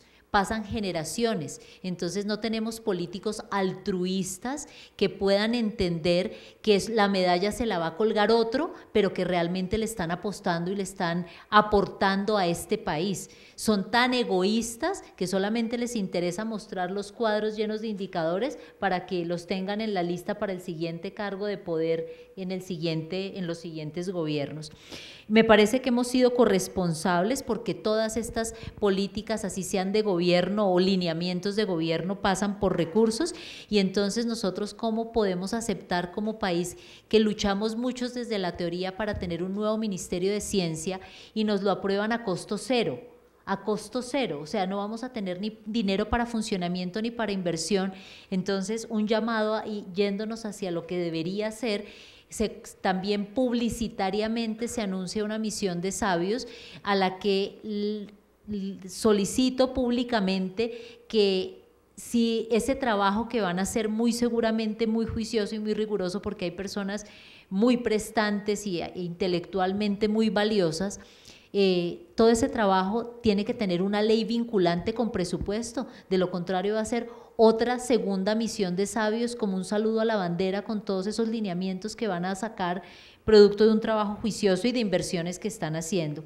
Y cuando digo que somos corresponsables, y voy a hacer una crítica constructiva a nuestra propia universidad, como la Universidad Nacional tiene menos presupuesto, nuestros edificios del campus de Bogotá se están cayendo y abrimos una nueva sede diciendo que somos ampliamos cobertura con los mismos profesores, con menos presupuesto. Explíquenme eso. Nosotros también estamos haciendo parte del sistema y debiendo ser responsables, estamos jugando a los indicadores, estamos jugando a la fachada, a la publicidad, pero en esta misma universidad no tenemos buena planta docente, hay profesores, muchos profesores catedráticos, y eso que la Universidad Nacional es ejemplar. El resto de las universidades públicas de este país, el 80% de sus profesores son catedráticos, de esos que trabajan con taxímetro. ¿Cuál investigación se hace con un profesor que tiene que trabajar en 4 o 5 universidades para medianamente ponerse un salario? Nosotros somos corresponsables de la situación que estamos viviendo en el país. Las preguntas para ir abordando, aquí dice que en el marco de una reestructuración del modelo de la educación técnica, ¿cuál sería el primer paso para transformar la forma de valorar la educación técnica y tecnológica? Indiscutiblemente personalmente, yo creo que los indicadores son buenos, hacen parte de un ejercicio donde uno sí se tiene que comparar. No, de hecho, la ciencia se basa en la valoración por pares, que otro distinto a mí diga, no el espejito donde le diga que tan bonita que es Blancanieves, ¿no? O sea, tiene que haber otro distinto a uno que le diga si uno está haciendo bien o no su trabajo. Eso lo entiendo yo desde el punto de vista científico. Lo que me parece desastroso, a lo que le hemos jugado profesional, personal e institucionalmente, es que la meta de la educación sean los indicadores. Hicimos de la meta de la ciencia los indicadores, lograr tener cuántos grupos de investigación, cuántas revistas bien clasificadas, cuántos profesores con doctorado, cuando si yo cumplo mi función misional responsablemente, los indicadores se alcanzan por defecto. Llegan y se cumplen, pero si mi meta es alcanzar un indicador, por eso es que tenemos una cantidad de instituciones de garaje aparentando ser lo que no son. Por eso las instituciones técnicas y tecnológicas aparentan ser lo que no son, porque en el sistema de acreditación les piden revistas y ellas corren a hacer revistas, porque les dicen que si hacen investigación sí tenemos varios semilleros y muestran los resultados de su semillero, pero no hacen ni buena docencia ni buena investigación. Entonces, ¿qué creo que se debería? No es la forma de valorar, es que cada institución aproveche, por lo menos las universidades, esa todavía mediana autonomía que se tiene en el papel para definir y tener identidad. Yo soy bueno en esto y lo hago muy bien, y no pretender alcanzar los modelos foráneos en donde por cuadrícula todas tenemos que ser iguales y a todas nos piden lo mismo para alcanzar los grandes estándares internacionales. ¿Listo? Gracias, profesora. Bueno, aquí ya en las 11, 12 sesiones con esta, pues se han abordado suficientes temas de educación superior. En distintas oportunidades han tocado temas pues, cercanos a los que ustedes han planteado. Y yo diría que dentro de eso no estaría ni la teoría de la conspiración, ni la de la miopía egocéntrica o egoísta. También se ha planteado, y todos lo recordamos, como el sistema de educación, bueno, no sistema, porque es otra de las cosas, ¿no? No tenemos un sistema de educación, hay educaciones puntuales, niveles, etcétera, pero no hay un sistema de educación, mucho menos un sistema de educación superior, eso casi todos los conferencistas lo han planteado, pero lo que quiero señalar es que de alguna manera el mensaje, la interpretación es que la educación que tenemos es funcional a los intereses de la clase dirigente de este país. es decir, de las oligarquías, de los terratenientes, etcétera. La educación que tenga es funcional a sus intereses. ¿Y cuáles son sus intereses? Mantener sus privilegios. Entonces, si de pronto las recomendaciones del Banco Mundial, etcétera, etcétera, son funcionales a sus intereses, pues siguen esa recomendación y generalmente lo son, ¿no? Porque obviamente es funcional al tema. Y no ha habido, pues Gabriel Miser lo planteó Víctor Manuel, Moncayo y otros, no ha habido realmente un interés genuino de las élites de este país en casi toda la historia de nuestra república por fomentar, por hacer que la ciudadanía se eduque, ¿no? Entonces, un poco, y ya para darle la palabra al profesor Víctor Manuel Gómez, a quien le hacen bastantes preguntas, bueno, y sobre la intervención del profesor Víctor Manuel, que tiene una riqueza de interpretación, de entendimiento y de contextualización, además sobre este tema de educación técnica y tecnológica. Hay preguntas en ese sentido.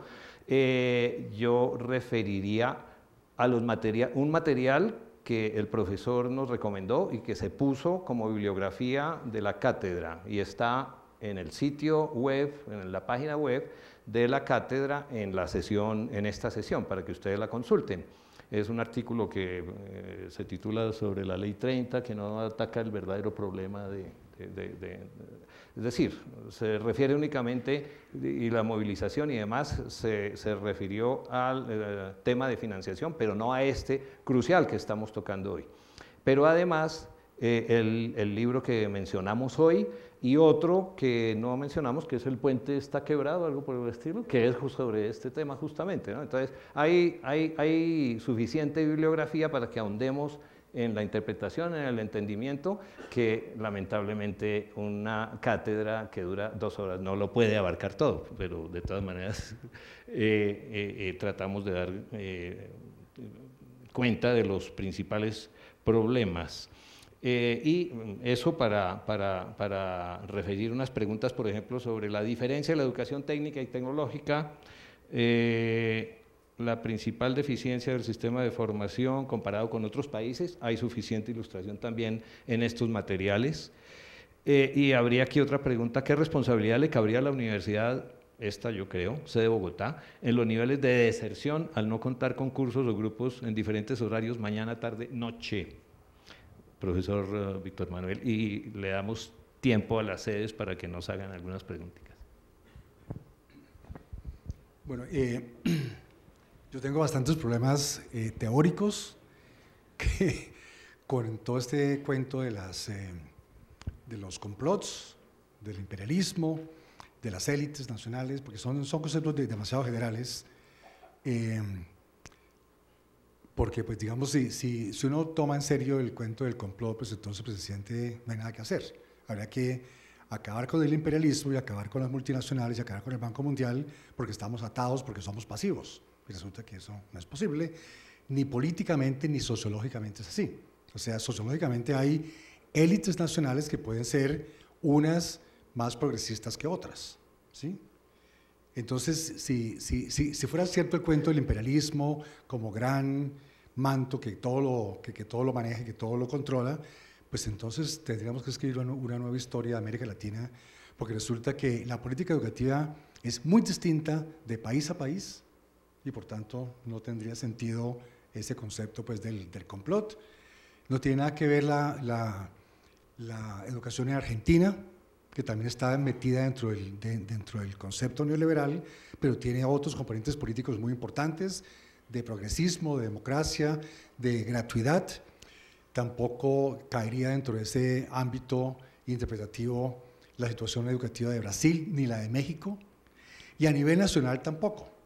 Digamos, si fuera cierto que las élites, digamos, hay un problema muy grande, que son las élites, porque hay una élite antioqueña que es completamente distinta del resto de las élites municipales del resto del país. Yo quiero hacer como dos comparaciones interesantes. Desde hace aproximadamente unos 15 años, con un grupo de colegas, le hicimos al distrito, a la alcaldía de Bogotá, una propuesta de que Bogotá podría tener aproximadamente 7 u 8 politécnicos con el concepto de community colleges, más o menos distribuidos en las grandes áreas geográficas de la ciudad. De tal manera, por ejemplo, que Usaquén tuviera un politécnico con fuerte énfasis en la salud, para darle servicio a todos los ámbitos de especialización productiva, otro en Engativá, otro en Ciudad Kennedy, etcétera, etcétera, etcétera. Y había todo un estudio de factibilidad de cómo era perfectamente posible su financiación a través de fondos distritales. Bueno, entonces, digamos, no es por carencia de propuestas, sino por carencia de voluntad política. Ni Mocus ni ninguno de los secretarios de Educación o alcaldes de Bogotá le interesó esta propuesta, mucho menos a las alcaldías de disque izquierda. Por eso disque izquierda lo digo con un putico de picante. Resulta que entonces en Bogotá tenemos una situación anómala. Tenemos solamente una financiación de la distrital, pero cuando comparamos Bogotá con Medellín es otro cuento completamente distinto. Medellín tiene un proyecto que se llama el proyecto Sinergia, que le recomiendo entrar a internet y buscar Sinergia en Medellín. Sinergia es un proyecto muy interesante, financiado enteramente por el municipio de Medellín. Ojo, municipio de Medellín, clase política de Medellín, el municipio.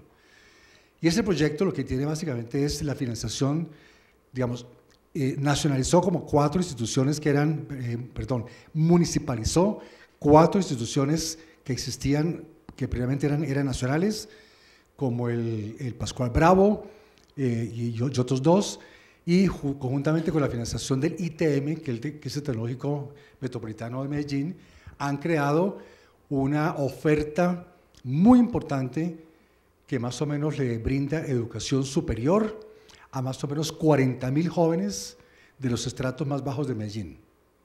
¿Okay?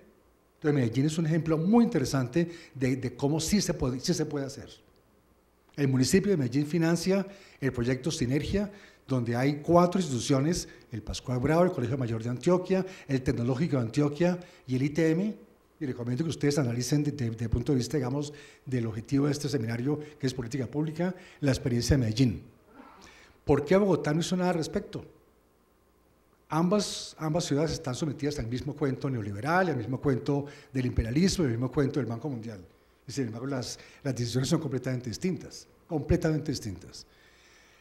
Acabo de enterarme que Medellín, además de tener sus 4 institutos, está creando uno nuevo para que los jóvenes que quieran estudiar artes, ¿no?, puedan tener un nuevo instituto de artes y de música y de arte y de teatro y de danza, que no solamente, o sea, no solo es formación técnica o formación profesional para contaduría, administración, y que es como lo común y corriente, sino que ha creado un instituto aparte de estos 4, pero que está integrado, que es básicamente una nueva oferta curricular de formación en artes para la juventud de Medellín que así lo quiera.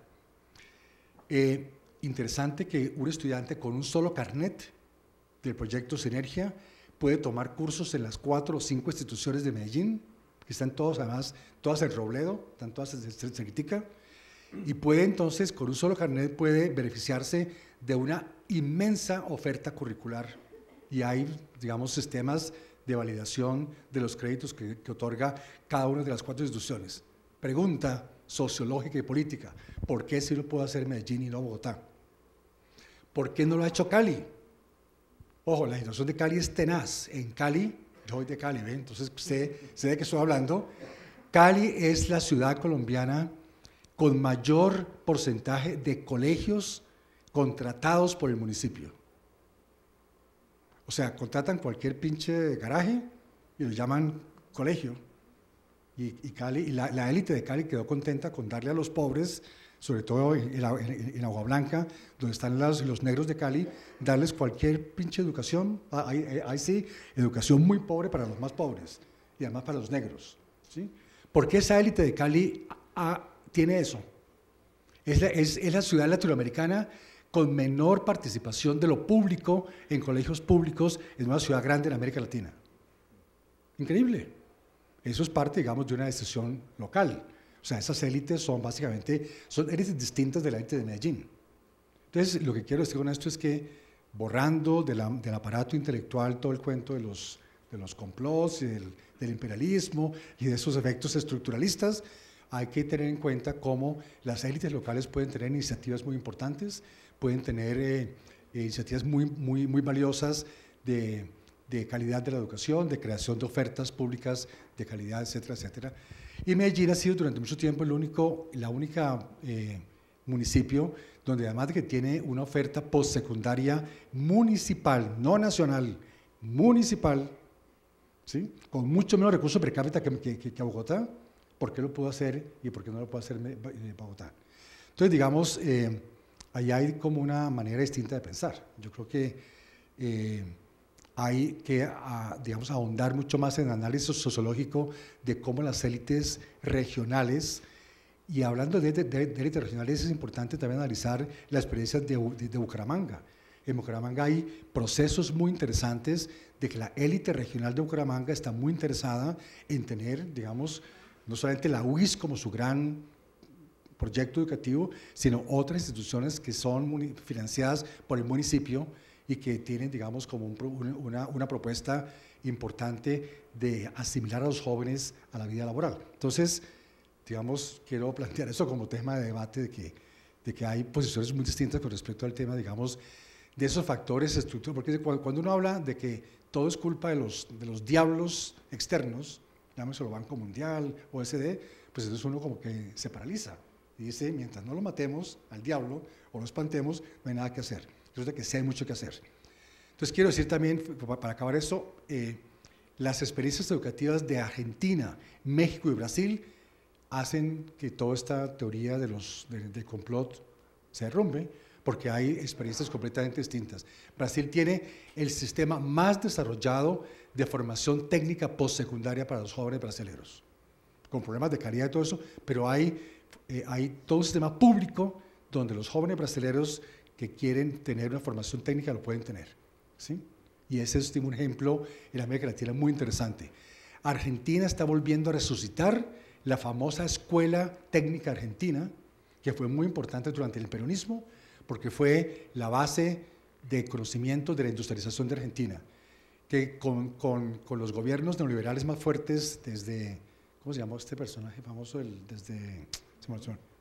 otro, el reciente. Bueno, se acabó ahora con los nuevos gobiernos, a pesar de Macri, que le quitó 5.000 millones de pesos a la educación argentina, se volvió a resucitar el imaginario de que Argentina no puede ser un país desarrollado si no tiene una escuela técnica muy fuerte y muy poderosa desde la secundaria y ahí, digamos, pero evidentemente secundaria de por lo menos 12 años, ¿sí? Entonces tenemos ejemplos completamente distintos de las recetas del Banco Mundial y de las recetas de la OSD y de las recetas inclusive de la UNESCO. Bueno, muchas gracias, profesor Víctor Manuel, a los panelistas, su comprensión por el manejo del tiempo, por el tema del tiempo. ¿Será que las sedes alcanzan a hacer una intervención corta? Pregunta. ¿Están disponibles? ¿Alguna pregunta?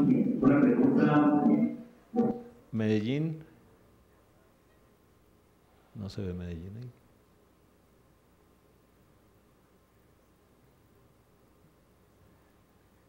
¿Hay problemas con la comunicación? Noches, ¿me escuchan? Medellín tiene alguna intervención corta, precisa, por favor. Tenemos dos Adelante. preguntas pequeñas. Bueno, la primera sería, ¿qué tanto diferencia un año en términos de educación secundaria? Es decir, la articulación entonces entre colegio y universidad. Y la segunda sería, ¿qué elementos se deben ofrecer a los estudiantes de educación secundaria para que tomen mejores decisiones respecto de su educación posterior? A cualquiera que la quiera responder. Muchas gracias. ¿Quién? Corto, por favor. Ahora es que yo soy convencido de que en grados 10 y 11 con 15 años de nivel etario, es muy, digamos, todo depende de qué es lo que uno pretenda de la educación media. En otras partes del mundo la educación media ofrece oportunidades para que los jóvenes exploren diferentes disciplinas y diferentes campos de trabajo, ¿sí? Y hay proyectos curriculares para que el joven pueda tener, digamos, en un momento determinado pueda interesarse por las ciencias biológicas, por las ciencias de la salud, por las ciencias exactas, por la ingeniería, etcétera, y puede ir rotando en diferentes áreas de conocimiento para explorar. La función de exploración me parece que es una función formativa supremamente valiosa para que muchos jóvenes que no conocen, no tienen información sobre digamos, la división de trabajo intelectual en las diferentes disciplinas, puedan tener un conocimiento mucho mayor sobre qué diablos es biología, qué es física, qué es química, qué es eso de más allá, y qué es lo que más me interesa a mí. Entonces, un año más sería supremamente importante para poder ofrecer esas oportunidades de exploración.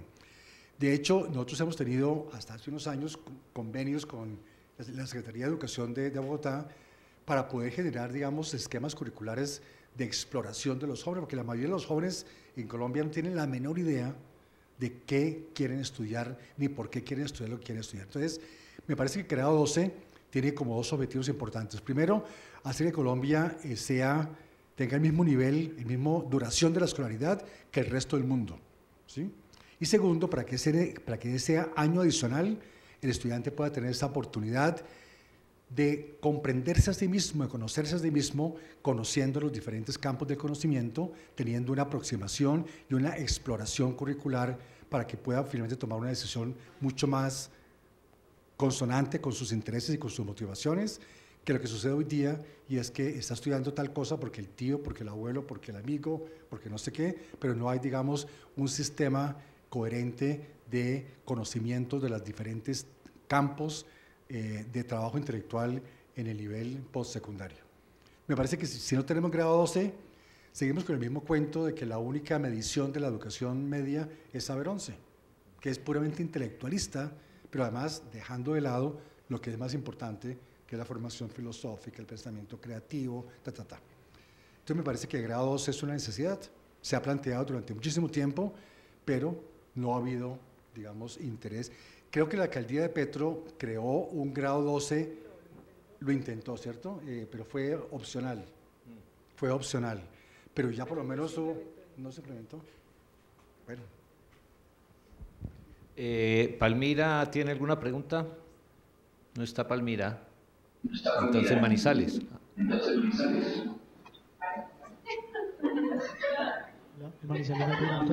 ¿Qué? No se entiende. Bueno, parece que no hay más preguntas.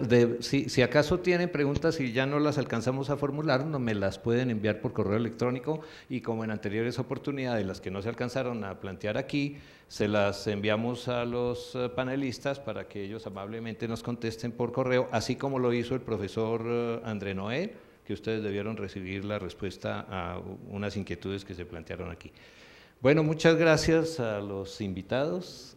Una última cosita. Sí. No, es una invitación. 30 segundos. Yo dejo aquí un PowerPoint completo donde hay muchos datos sobre el sistema técnico y tecnológico en Colombia, por si alguien lo quiere consultar. Entonces eso queda, digamos, para ustedes. Sí, la presentación, todas las presentaciones se han venido colgando en la página de la cátedra, en el sitio correspondiente. Igualmente quedarán estas y las que faltan. Agradecemos a las sedes también su atención a esta sesión, a ustedes. Continuamos con la segunda parte del trabajo por grupos, de acuerdo con lo que se ha planeado, que es discutir sobre el avance de los informes de los trabajos finales. Muchas gracias, buenas noches.